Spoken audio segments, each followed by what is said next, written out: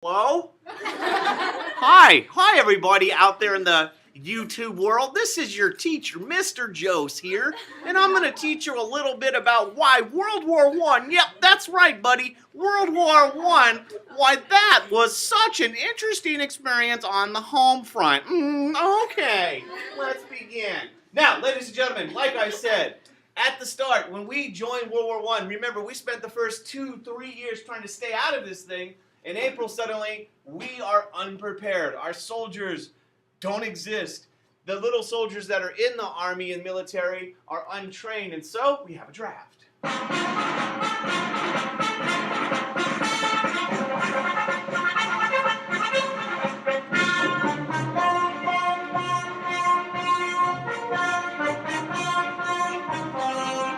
And I'm sure most of you have seen kind of these, at least the one probably, with the I Want You for the U.S. Army. You have the propaganda posters trying to get people to join the military. The Selective Service Act in May says if you are ages 18 and whatever it went up to, 25, 30, doesn't really matter, that you have to register. And what that means is you put your name in, you go to the War Office, the War Register Board, as these guys are doing, and you could get called. Most people who fought in World War I were not drafted. They volunteered, but some were. Now, here's the thing. If you think about what you need to fight a war, the most obvious one is people. And then you'll probably think about things like guns, or uniforms, or shoes, or socks, or really kind of obvious ones. But think about all the things people don't think about. You need training. You need strategy. You need tactics. You need food, not just for the soldiers off fighting, but your allies. The people who are at home. You need fuel. You need a lot of things. You need metal, rubber, all sorts of materials, ammo. You need a purpose. And that's important. You need people to believe with their hearts and their minds that the war is worth fighting. And so one of the things that we did today is you looked at a song that's purpose was to make people feel patriotic, to make people feel proud of being American, to make people want to go and fight. And if you look at the lyrics of the song, it's all about this idea, this kid, young man, Johnny, wanting to make his family proud, his daddy glad, his sweetheart happy, and his mom and all that stuff. Make your mother proud of you in the old red, white, and blue. And the way he's going to do that is he's going to go and fight. Now, if you look at your worksheet that you did, the one generalization that I want you to realize about the federal government is, unlike today, the government did things to try to get people to want to support the war. And it does this through regulations. Regulators. You regulate any stealing of his property. We're damn good, too. But you can't be any geek off the street. Oh, no! Gotta be handy with the steel. You know what I mean? Earn your keep. Watch this. Regulators! You need regulation. In fact, if you look at the first page of your worksheet, each one of those boxes is an example of a government agency which purpose was to regulate society or oversee society to make sure the government was mobilizing the people for the war effort. So you're not just going to hope that everything works out. During World War I, it is a total war. Total war means the war is not just on the battlefield, it's also on the home front. So if you look at your sheet, you have all these agencies, and they're really easy to remember because their titles kind of tell you what they're going to do. For example, the War Industry Board regulates industry, so it makes sure companies produce things that are for the war effort rather than things that are not necessary at the time. Scarce resources, standardized production. Also, you have, what are you going to do about food? The Food Administration, headed by a president that you'll learn about next semester, Herbert Hoover. It makes sure that production and allocation of certain goods like wheat or meat, ooh, they rhyme, sugar, are adequately available for both the Allies and our troops. You have the Fuel Administration. which controls fuel consumption to make sure that people don't use too much so that we have enough for the war effort. We actually institute around the entire country daylight savings time during World War I so that it's light longer, so you're using more, or less rather, resources. What if there's a strike during the war in the factories? You don't want that to happen, so you have To regulate. the National War Labor Board. So if there's a labor dispute that will interrupt the production, the government will try to mediate and negotiate a resolution. So all of these things were done during World War I. The government power is increasing in an attempt to fight the war more efficiently. In fact, you don't just hope people are going to want to do this, you need to convince people to do this. And that's where governments, and not just governments, but companies do something to try to convince people to do things, and that is where you come up with propaganda.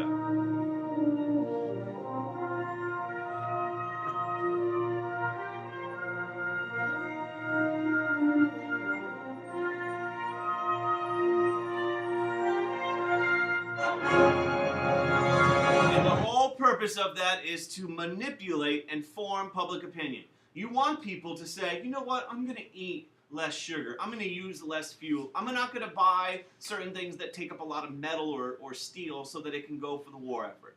And if you look, and like I said, this is the quickest version of World War I at home that you're going to see. You have, for example, posters, because you don't have TV or, big production movies like we have today, but you have these posters. These are all posters created. You see the U.S. Food Administration at the bottom. What is it trying to get people to do? Food.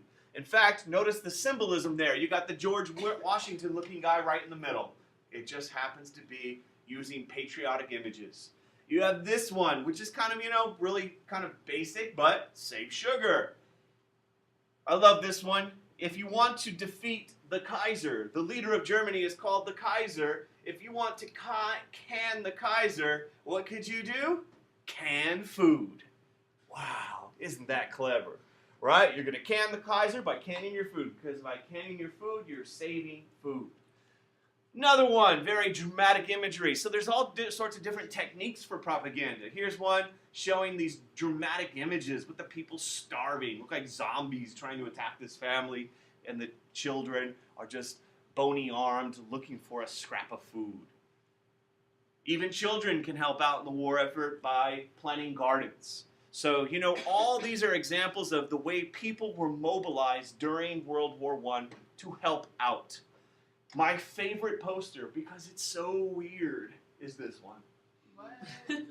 The reason why I think this is weird is this is from the U.S. Fuel Administration. It's obviously wanting people to, save and conserve fuel. The thing I like about it, or rather the thing that disturbs me deeply, is what the heck is Uncle Sam doing to this man in the poster?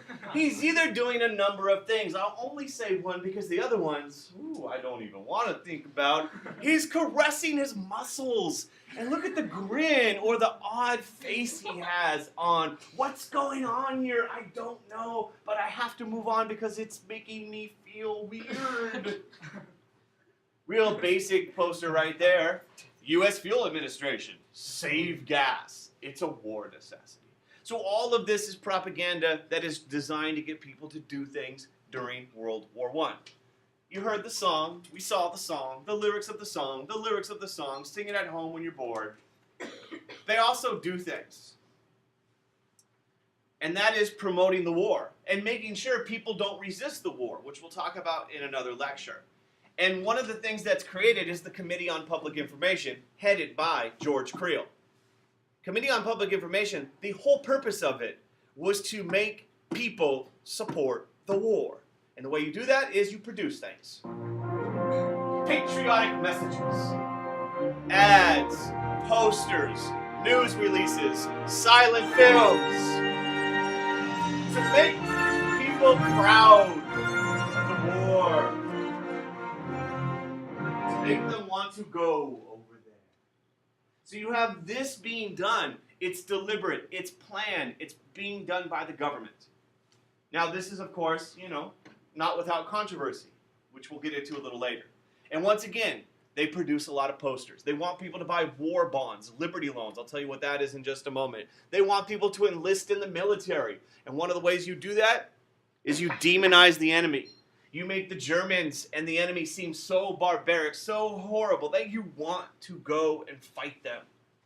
You have, here's another one of my favorites, wanting people to buy liberty bonds, help crush the menace of the seas.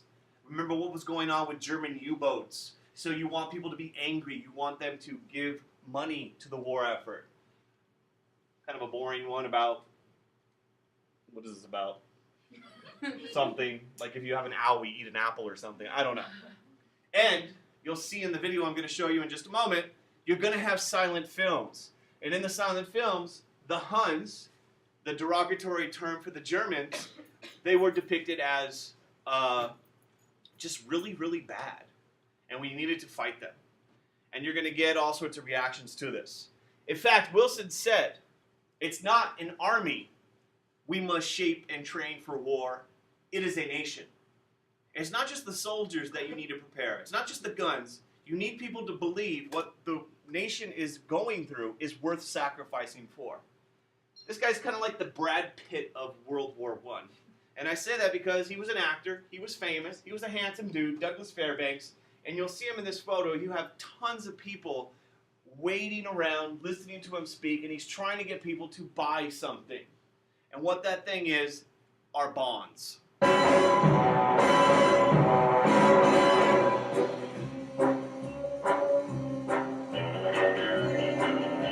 War bonds. In fact, 2/3 of the war was paid for what were known as liberty loans or war bonds.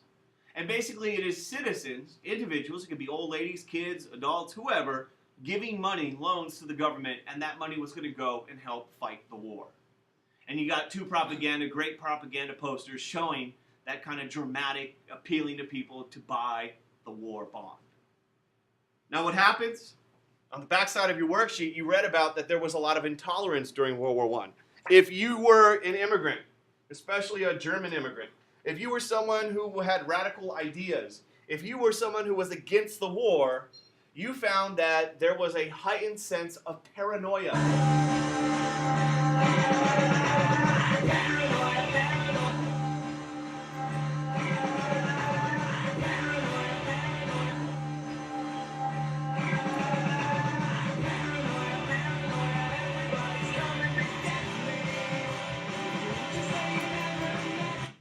In fact, this paranoia became very real.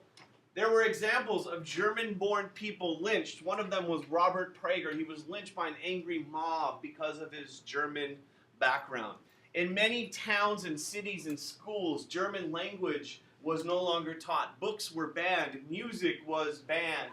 All sorts of things. And like I said, if you did anything to question the war, you were perceived with suspicion, and in some cases you were arrested under laws like the Sedition Act.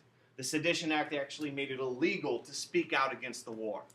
Now, the wildest thing about this is, if you could think about how paranoid and intolerant America was during World War I, what is the most famous German thing in America? Hitler. Isn't it the sausage? Food. Think food. Sausage. No, not necessarily sausage. I guess, the sausage, but it's hamburger. Oh, yeah. If you go to Germany, there is a city called Hamburg, Germany. Hamburgers is a German word, and during World War I, hamburgers were renamed Liberty Sandwiches Oh my god. as a way to kind of separate ourselves from the German culture. Now, Oh my god, is that real? that is real. So I thought to myself, what is the biggest hamburger ever made? So I got on my little Google. Not Wendy. That was 105 pounds of hamburger. It is the world record, and it was made not in Germany, in America. This is Wendy's, why right? Is that America's Wendy's? fat. No, it's not Wendy's. It's a store. It's a restaurant in New Jersey.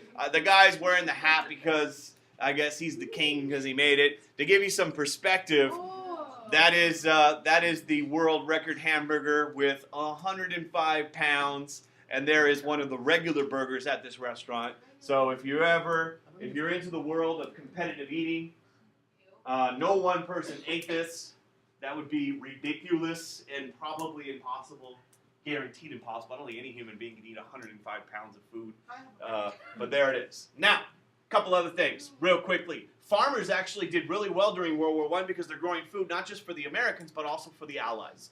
But they had to borrow a lot of money to do this. That will be important in the next unit. The economy was actually doing really well during World War I because we're producing things not just for America, but also the Allies. So you have new jobs being created. Income is raising. In fact, this is going to impact different groups. For instance, African Americans are going to have a variety of experiences during World War I. For one, if you recall, in America, especially in the South, life was segregated. Jim Crow laws, Plessy versus Ferguson, separation. You gotta keep them separated. That was still going on. In spite of the work of W.B. Du Bois, Booker T. Washington, and those individuals, segregation still existed, in the South especially. Now here's the wild thing about it. Many, many, many African Americans volunteered to go fight for the United States of America, and here they are going over to France in a ship on their way to fight for, remember what Wilson said, to make the world safe for democracy. And these African Americans who went to fight for America, in spite of their bravery, courage, and sacrifice, were...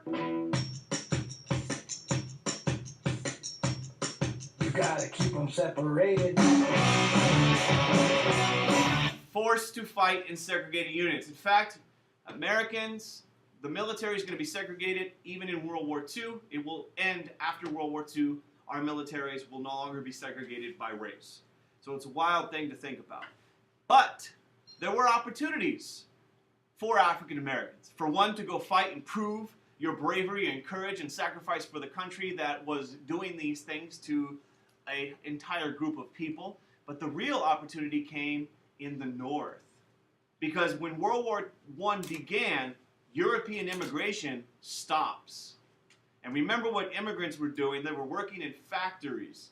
And part of the thing that happened is many, many men went off to go fight in war, and you need people to go work in factories. So African American people start getting opportunities in war industries. And most African Americans at this time, about 2/3, live in the South, where Jim Crow exists. So during World War I, you have this mass migration of people up to the north called the Great Migration, moving on up geographically. Well, we're moving on now to the east side, to a deluxe apartment in the sky. We're moving on to the east side. We finally got a piece of the pie. In fact, this Great Migration, 500,000 African American people will go from the south to the north looking for jobs, partly to escape Southern racism, to get new opportunities. This is a family heading to Chicago. There's a famous painting by Jacob Lawrence kind of depicting the Great Migration. The movement of people, a mass movement. This lighter blue shows some of the cities, especially New York, but also Boston, Philly, Detroit, Chicago. Tons of African Americans are moving north. Now, for those of you that were thinking, woo, this is going to be a happy ending, everything's going to be great because there's no racism in the north, wrong. In fact, race riots break out in northern cities. And African American people are targeted by violent mobs who are not happy that their cities and neighborhoods are changing. And there is a tremendous amount, even though it's not segregation, Jim Crow, where there's laws, there is de facto discrimination in the North. It's unofficial discrimination, but there are race riots. The last part of the home front is the role women play. And if you remember, we already talked about women during World War I when the suffrage movement, especially Alice Paul, began to protest President Wilson during the war. How are you going to give democracy to the world when women don't have it at home, President Wilson, was kind of the idea. And women play a bunch of roles during the war. One, men are gone fighting. women do a lot of things that normally women could not have the opportunity to do. Here are some.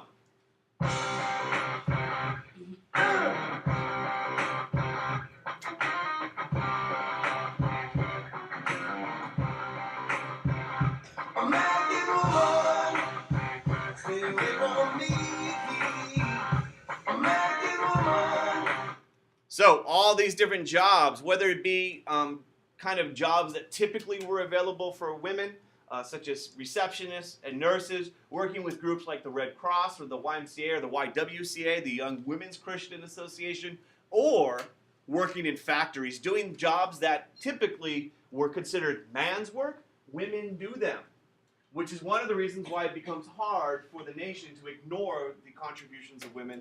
And finally, women's suffrage is granted with the 19th Amendment. And once again, you have a lot of these posters, these propaganda posters, showing the different ways women contributed as, receptionists in different assignments in the factories. These women are doing their bit, learn to make munitions, as women who are helping produce food for the nation, as women who are, I love this one, hey, guys, gee, I wish I were a man, I joined the Navy. This kind of peer pressure. She, this cute, bubbly young woman, she wishes she could join, but she can't, and you're a man and you're not, so better join. And you got grandma right here, right? Buy Liberty loans. Anybody can help out, help America's sons win the war. And the interesting, odd image here, I don't know if this is a Red Cross Spider Woman. She's like shooting her web out with her fingers or what's going on with her hands, but she's reaching out for you all to study the contributions of people on the home front.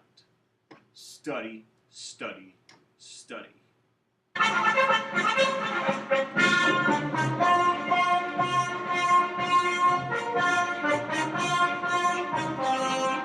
And I'm sure most of you have seen kind of these, at least the one probably, with the I want you for the U.S. Army. You have the propaganda posters trying to get people to join the military. The Selective Service Act in May says if you are ages 18 and whatever it went up to, 25, 30, doesn't really matter, that you have to register.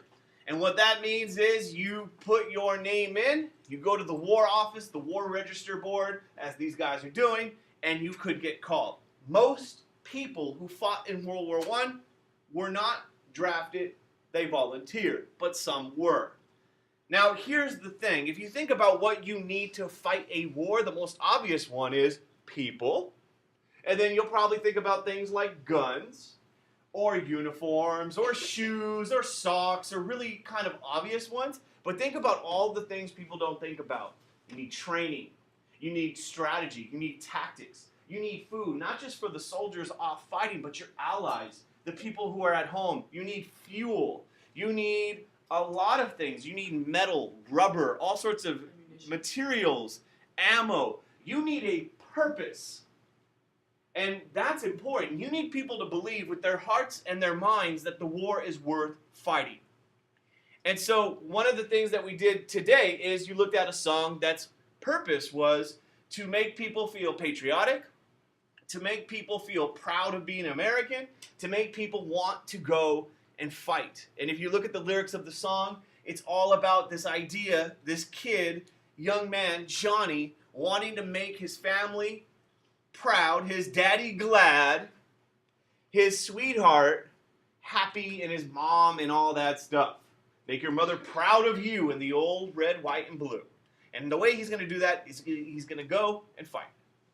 Now, if you look at your worksheet that you did, the one generalization that I want you to realize about the federal government is, unlike today, the government... Hello? Hi everybody out there in the YouTube world. This is your teacher, Mr. Jose here, and I'm going to teach you a little bit about why World War I, yep, that's right, buddy, World War I, why that was such an interesting experience on the home front. Okay, let's begin. Now, ladies and gentlemen, like I said, at the start, when we joined World War I, remember, we spent the first 2-3 years trying to stay out of this thing. In April, suddenly, we are unprepared. Our soldiers don't exist.